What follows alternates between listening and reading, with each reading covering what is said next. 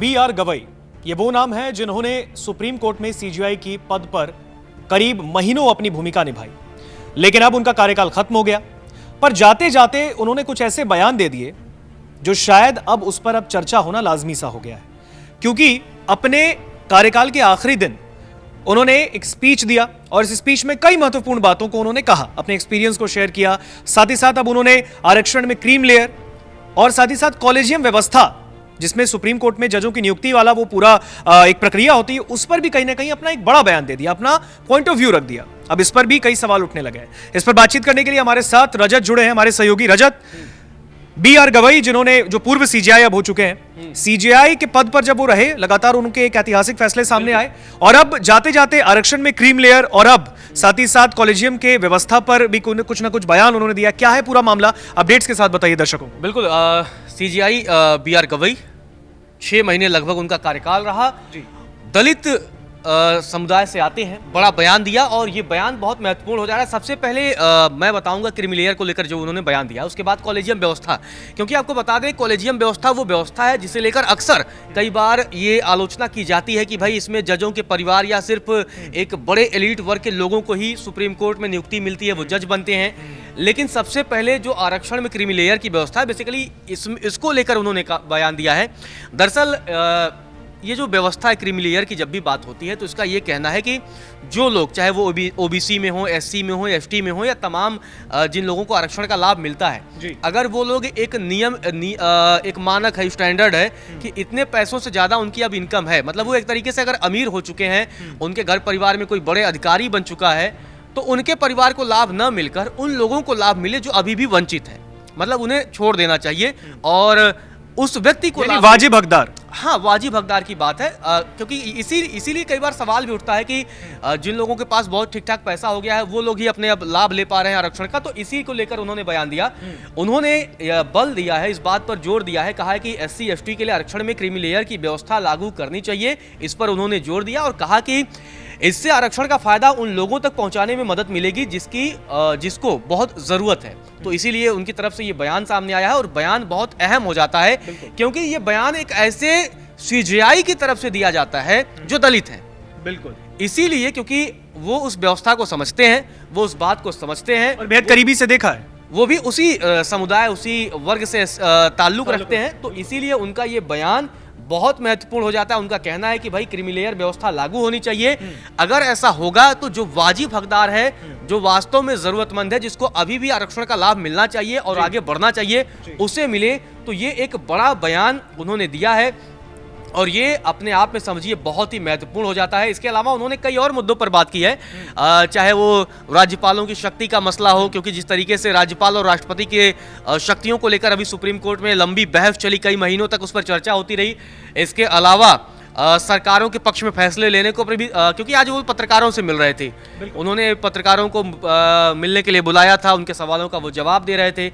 लेकिन इसी दरमियान कॉलेजियम व्यवस्था के जरिए ही सुप्रीम कोर्ट में जजों की नियुक्ति की एक प्रक्रिया है, उस पर उन्होंने बड़ा बयान दिया। उस पर उन्होंने कहा कि कॉलेजियम अब नियुक्ति से पहले उम्मीदवार जजों से मिलता है, नियुक्ति की प्रक्रिया बेहतर हुई है। मतलब अब कॉलेजियम जो एक व्यवस्था है, वो जो भी उम्मीदवार है जो जज बनने के रेस में है उससे मिलता है, उससे बातचीत करता है, एक तरीके से इनका कहना था कि इंटरव्यू भी लेता है। और आगे उन्होंने कहा कि जजों के रिश्तेदार और परिजन ही जज के तौर पर नियुक्त होते हैं, ये धारणा गलत है, बल्कि जज से किसी तरह से कोई संबंधित होता है तो उसकी नियुक्ति के मानक ज्यादा जटिल होते हैं।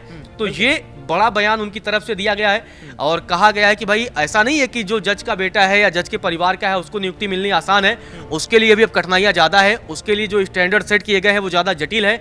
अक्सर कॉलेजियम को लेकर ही कई बार लोग सोशल मीडिया हो या तमाम आर्टिकल्स हो, उस पर सुप्रीम कोर्ट की आलोचना करते हैं और कहते हैं वहाँ भी एक परिवारवाद हावी है। तो इस परिवारवाद व्यवस्था को लेकर भी उन्होंने ये बेसिकली नेपोटिज्म की बात, बिल्कुल, तो उस पर भी उन्होंने ये प्रतिक्रिया दी है। इसके अलावा आपको बता दें कि एक और बड़ी चर्चा का ऋतिक विषय रहा, पिछले 3-4-5 महीनों में बहुत चर्चा हुई, जिस तरीके से तमिलनाडु में जो बिल थे उनको मतलब मंजूरी राज्यपाल द्वारा नहीं दी गई थी, उसके बाद से पिछले दिनों 14 सवाल भी हमारी राष्ट्रपति द्रौपदी मुर्मू ने सुप्रीम कोर्ट से पूछ लिए थे, प्रेसिडेंशियल रेफरेंस जिसको कहा गया, उस पर भी बयान सामने आया और उस पर उन्होंने कहा कि राज्यपाल और आपको फैसला भी अभी सुप्रीम कोर्ट का आया था जिसमें यह कहा गया था कि राज्यपाल और राष्ट्रपति के विधेयकों को मंजूरी देने की अवधि तय नहीं की जा सकती है।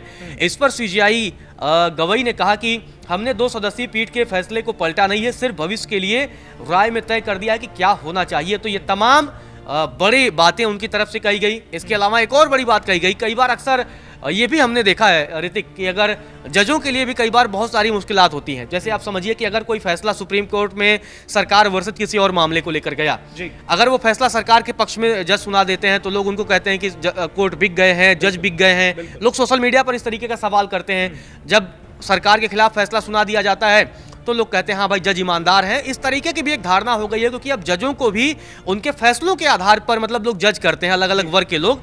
तो उस पर भी उन्होंने कहा कि यह कहना सही नहीं है कि अगर आप सरकार के पक्ष में कोई फैसला लेते हैं तो आप स्वतंत्र जज नहीं हैं। तो ये सीधे तौर पर कहा कि अगर भाई सरकार के पक्ष में, क्योंकि जज का क्या काम होता है, जज सारे तर्कों को सुनता है, सारे तथ्यों को समझता है, उन सारे तर्कों और तथ्यों को सुनने और समझने के बाद अपना फैसला सुनाता है, अपने विवेक से फैसला सुनाता है जो तथ्य उसके पास होते हैं। तो इसी पर उनका कहना है कि ये जो लोग कहते हैं कि भाई जज स्वतंत्र नहीं है, तो ये कहना ठीक नहीं है कि अगर सरकार के पक्ष में भी फैसला सुनाते हैं तो अगर आप ये कहते हैं कि जज स्वतंत्र नहीं है तो ये गलत बात है।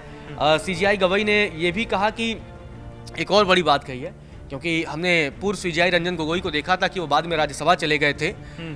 इन्होंने साफ कर दिया है कि कोई सरकारी पद नहीं लेंगे, यानी मतलब अब छुट्टी, रिटायरमेंट के बाद ये कोई सरकारी पद नहीं लेंगे। तो यानी कोई सेकंड इनिंग की तैयारी नहीं, बिल्कुल। उन्होंने कहा कि भाई कोई सरकारी पद हमें नहीं चाहिए, चाहे वो अब आने वाले समय में क्या करेंगे क्या नहीं, ये देखना भी दिलचस्प होगा।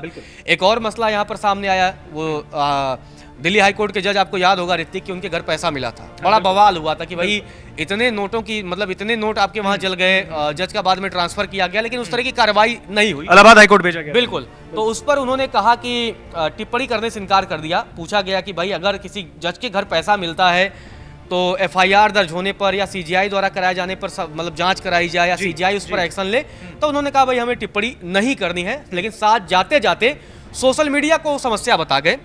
बीआर गवई सोशल मीडिया को भी समस्या बता गए। उन्होंने कहा कि हम जो नहीं बोलते हैं वह भी लिखा और दिखाया जाता है, लेकिन यह केवल न्यायपालिका के लिए समस्या नहीं है, इससे सरकार के बाकी अंग भी प्रभावित होते हैं। तो ये बड़ी बातें, चाहे कॉलेजियम हो, सोशल मीडिया हो, आरक्षण में क्रीमी लेयर की व्यवस्था हो, इन तमाम मुद्दों पर बीआर गवई ने अपनी राय रखी है। बिल्कुल, देखिए रजत, जिस तरीके से इस खबर पर अधिक जानकारी साझा कर रहे थे आप दर्शकों से, उम्मीद करते हैं आपको ये तमाम जानकारी समझ भी आई होगी। और जिस तरीके से बीआर गवई, अब उनका वहां पे सीजीआई के पद पर अब वो नहीं है, उन्होंने महीनों सीजीआई के पद पर रहते हुए कई बड़े फैसले भी लिए, ऐतिहासिक फैसले भी लिए। हालांकि उन्होंने कहा कि उनके फैसले को या किसी भी सीजीआई के फैसले को, किसी भी जज के फैसले को सरकार के पक्ष या विपक्ष के तौर पर नहीं देखना चाहिए, क्योंकि किसी भी जज का फैसला सिर्फ एक फैसला होता है जिसको हर तरफ से हम देख के समझ कर ही फैसला करते हैं, ऐसा जज का कहना है, यानी बीआर गवई का कहना। हालांकि बीआर गवई ने क्लियर कर दिया है कि अब रिटायरमेंट के बाद कोई सेकंड इनिंग की तैयारी नहीं है, यानी कोई सरकारी पद जिस तरीके से पूर्व सीजीआई गोगोई ने लिया था, वो राज्यसभा मेंबर बने थे,